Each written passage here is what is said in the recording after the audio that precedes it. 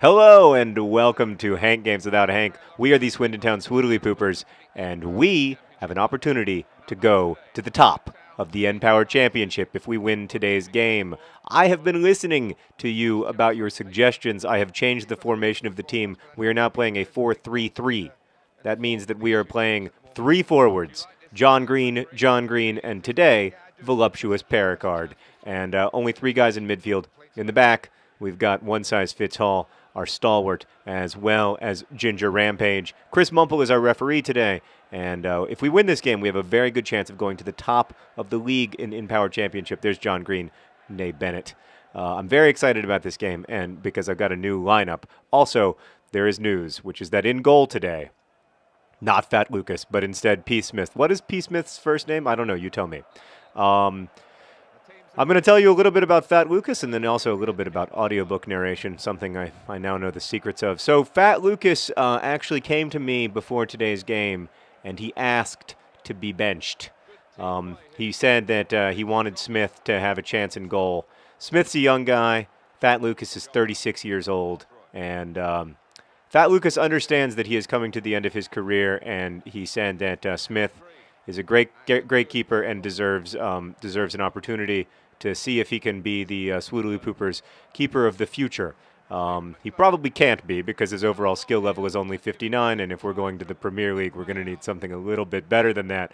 But I thought that was really classy of Fat Lucas, and oh, look at that beautiful mustache. And it represents a big part of his maturation. So I think a lot of what maybe I was reading as Fat Lucas being, just like losing quality and not being attentive, it was really about something else, as it often is in these situations. And I think what it was really about is Fat Lucas understanding that, careers in the football game don't last forever. And why is Ball John Green way back there? Oh, that's Rampage. Just kidding. That's Rampage. There. Oh, I should have hit Y. I apologize to my fans and my family for the shame that I have caused them.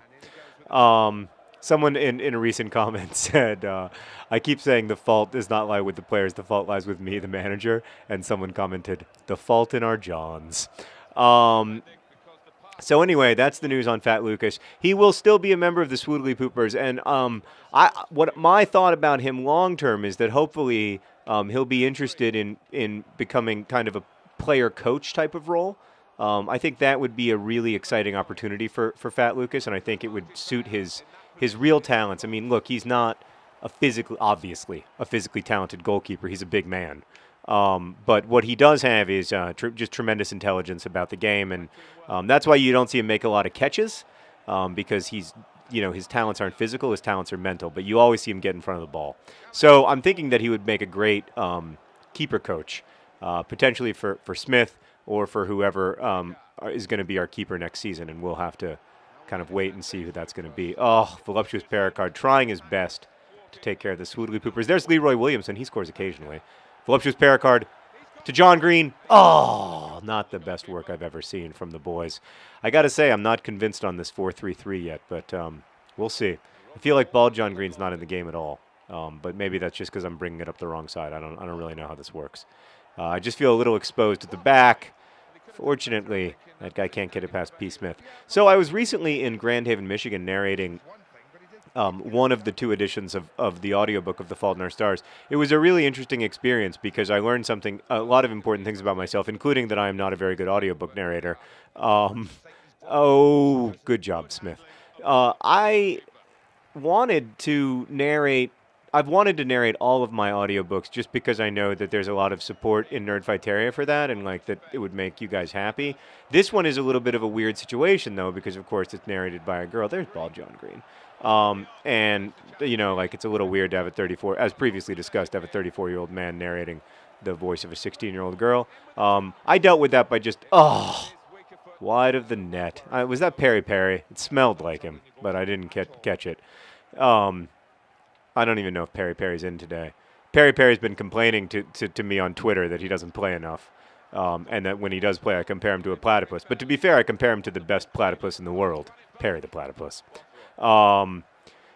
So Anyway, the first thing about audiobook narration that surprised me is that it is incredibly physically demanding.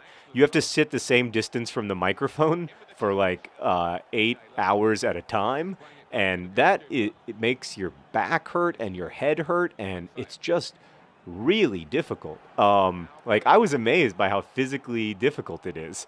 Uh, oh, oh, that's John Green to John Green, and they just can't finish. That's what I like to see, though. I like to see a nice through ball from Bald John Green, if you catch my drift. I didn't have a drift there. Um, so that was the first thing that I learned. The second thing that I learned was that it's really hard to you're in a room alone, but there's this producer guy listening to you. In my case, the producer guy was named Chris. Oh my God, it's halftime and we still haven't scored. I don't know about this 4-3-3, guys. It's not work. Maybe I just need to learn it. I'm gonna try it for the rest of the game. But if we don't win this game and we don't go to the top of the N-Power Championship, I am frankly going to hold the supporters responsible because I am playing the same crappy football I always play. So it can't be my fault. I'm playing with the exact same lack of quality as usual. The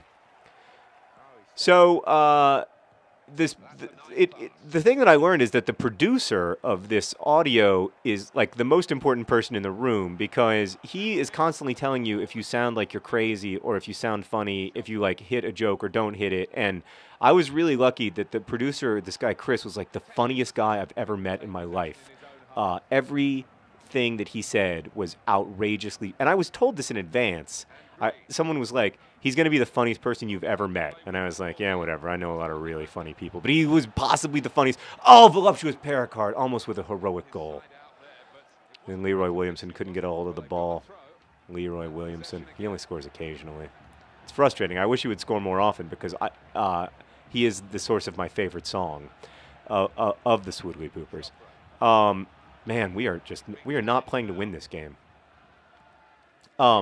So I hope I did an okay job. I didn't do any voices or anything because I felt like the only thing worse than me reading like a series of observations from a 16-year-old girl would be me reading a series of observations in a 16-year-old girl in like a weird falsetto voice like, and he was so handsome and I liked him so much. Like that would have been much worse than just like the deep baritone like, what? He's sexy. I can't help myself.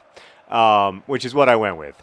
So yeah, someone's going to like take that audio out of context and ruin my career. It occurred to me that like even though The Fault in Our Stars is mostly, it's not like, it's a funny book, but like, obviously it's about serious stuff.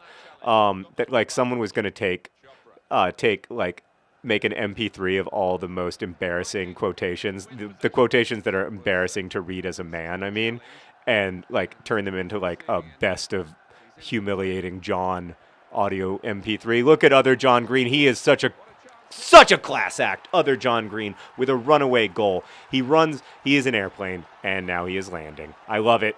Beautiful goal. Beautiful goal. And there's his husband. Psyched for him. But that goal was all other John Green. There's been a lot of talk in the Swoodley Pooper supporter community that other John Green does not get the adulation he deserves because presumably he doesn't have the beautiful mustache and bald head of his compatriot. We all know that while Bald John Green is the face of the program, other John Green is the best player on the Swoodley Poopers. He scored the most goals. He's also scored the most goals per game.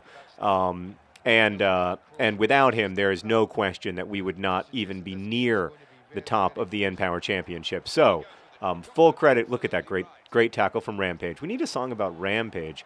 A song about Ginger Rampage. I'll let you guys work on that. And we also need to start singing for people when they do great things other than scoring. My problem is that other John Green feels a little isolated in this 4-3-3, if you know what I mean. I mean, does that sound crazy? I don't know. It's a feeling that I'm getting. And then, Voluptuous Pericard is way out wide. And the truth is, for better or worse, the Swoodley Poopers tend to run up the middle. I don't know. I'm gonna need your advice on this, guys. Oh, Leroy Williamson had a ton of possession. I tried to set it up too hard, I think. I was too enthusiastic about the idea of Leroy Williamson scoring a goal. I believed in it too much. There we go. Leroy Williamson, breakaway. No! Oh, he can't finish! Oh, he's a terrible finisher. Oh, other John Green puts that in the back of the net 10 times out of 10. 83rd minute. Leroy Williamson, with what has to be called the opportunity of a lifetime, fails to finish. So I'm not sold on this 4-3-3. I'm interested to hear your responses to it. Just as a visual, have you enjoyed watching this game more or less than other games? And then also whether you think that I can make it work for me eventually. I will say this. It's a beautiful thing when other John Green fails to pass the... we're not playing well. But then again, I never play well, so that can't be the problem. Don't tell me that's a foul. That's just two men who enjoy some physical contact here and there. I don't think that's Steven Gerrard, but if it is, I apologize for fouling you, sir. You're a hero and a gentleman. But they made your face look weird. All right, we still can't give up a goal here in the last few minutes because then we would not go to the top of the championship and everything would be tragic. Voluptuous Pericard taking it out from the back like the hero he is. Look at him running. Look at him running. Was he offsides? No, he wasn't offsides. Not a good pass. No, boy, that was hideous. I apologize to my fans. We should have won by more, but we did win by 1, and we're going to the top of the championship, and they shall smell their armpits in shame. Smell them. Congratulations to the Swoodly Poopers. What looked in mid-season like we were not have any chance of going up to the Premier League, suddenly it looks not just possible, but likely.